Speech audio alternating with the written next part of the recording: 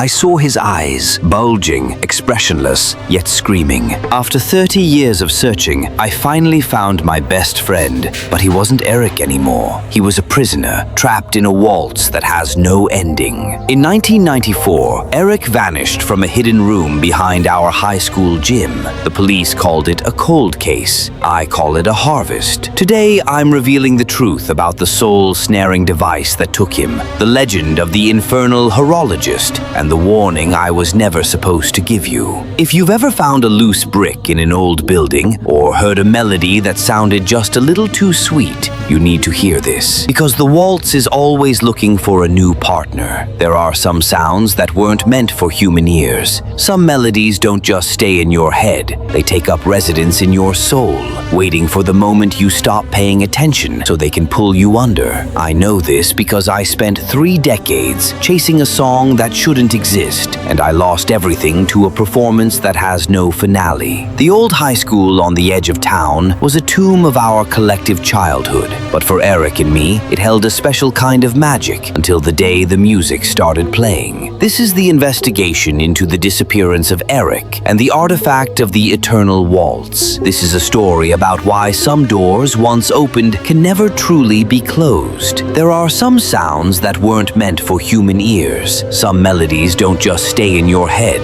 They take up residence in your soul, waiting for the moment you stop paying attention so they can pull you under. I know this because I spent 30 years chasing a song that shouldn't exist, and I lost my best friend to a performance that has no ending. This is the truth about what happened to Eric, and the warning I was never supposed to give you. The old high school on the edge of town was a tomb of our collective childhood. Even years after graduation, Eric and I couldn't stay away. There's a specific kind of sensory dissonance that happens when you walk through an abandoned school. Your brain expects the yelling crowds, the slamming of locker doors, the heavy scent of floor wax and teenage anxiety.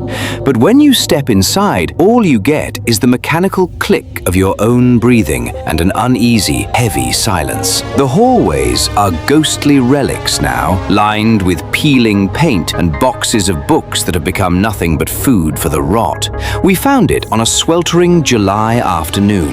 We were in the gymnasium, a vast, resonant chamber that felt particularly disconcerting in the heat. There were deflated basketballs scattered near the hoops and old running shoes from the 70s rotting in the corner. Eric noticed it first, a loose brick behind the bleachers. Behind that brick was a room that shouldn't have been on any blueprint. It was a storage void, a janitor's closet walled off and forgotten during some renovation decades ago. Inside, it was bare. No dust, no decay, just a single antique music box sitting on a mahogany table. It was intricately carved with tiny dancers frozen mid-waltz, their porcelain faces so detailed they looked pained. Eric was drawn to it like a moth to a flame. He reached out, his fingers trembling, and wound the key. The melody that filled that room was haunting. It wasn't just music, it was a vibrational trigger. It felt like it was drilling into my mind, a sweet, unsettling tune that made the hair on my neck stand up. Eric got lost in it. His eyes went vacant, his body swaying to a rhythm I couldn't quite catch. That was the last time I saw him as a free man.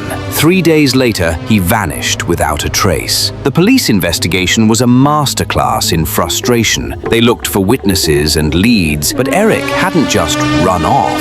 He had been erased. In the United States, roughly 34% of missing person cases stabilize into cold cases, transitioning from long-term active to long-term inactive as the optimism of the investigators turns into a cognitive response of pessimism. I watched that transition happen in real time. I refused to believe he was gone. I felt a deep wrongness in my gut, a cold that wouldn't leave me, even in the middle of summer. I became obsessed. I spent the next 3 decades in the basement of the local library, poring over old newspaper archives and digitizing case files. I searched for any mention of that hidden room or that specific music box. I interviewed former classmates, asking if they remembered the strange sounds coming from behind the gym walls. Most of them looked at me with with pity. Some suggested I was suffering from memory contamination, a common byproduct of grief where the brain invents details to make sense of a tragedy. I even went to the psychics, the ones they call in when legal channels fail. They spoke of shimmers and residual energies, but one woman, a recluse who lived near the old clockmaker's district, gave me a name: Elias Grunn. She told me the music box wasn't a trinket, it was a soul jar, a phylactery designed to hold a person's essence outside of their body. In occult folklore, these are known as artifacts of doom, bridges between the mundane and the mystical. As the decades bled together, the music box, which I had taken from that room, became the symbol of my search. I kept it with me, always listening to that sweet, unsettling tune. I began to realize the mechanism of soul trapping. It wasn't about death, it was about transit. The melody was a vibrational key, and the box was a prison, a soul-powered engine that harvested essence to fuel an infernal melody. Finally, 30 years after Eric disappeared, I went back to the school.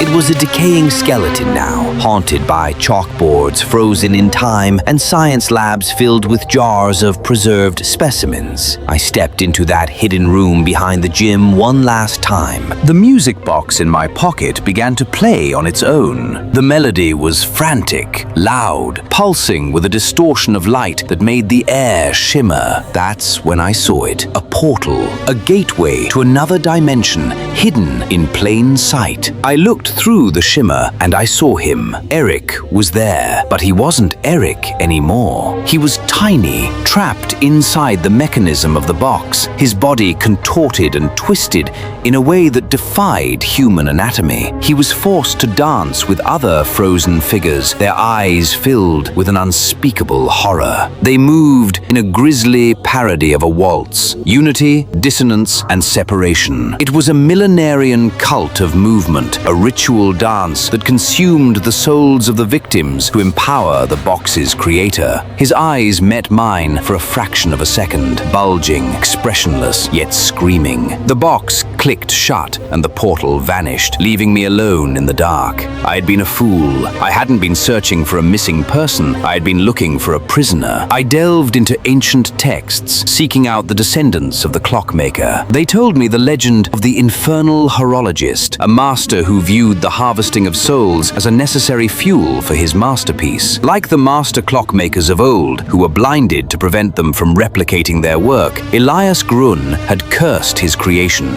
so that anyone who interacted with it would be consumed by the gears. I prepared for a final confrontation. I gathered the ingredients for an Abre Camino ritual to open the road. I found the ley lines of the school, seeking the interdimensional frequency required to stabilize the portal.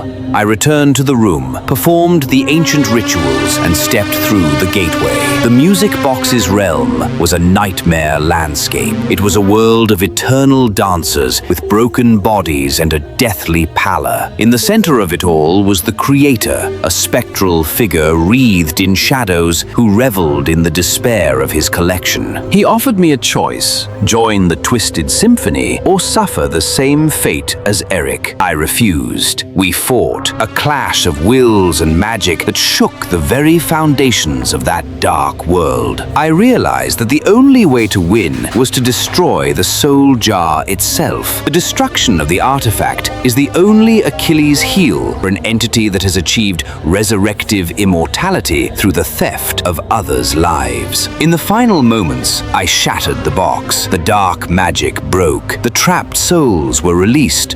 A heavy wind. Eric was released from his torment, his spirit finally at peace. But the experience left me scarred, burdened with a dark secret that defies any logical explanation. I returned to our world a changed man. I am haunted by the horrors I witnessed, by the image of those contorted limbs and the sound of that infernal rhythm. The mystery of Eric's disappearance was finally solved, but the truth is a burden I will carry until my own last dance.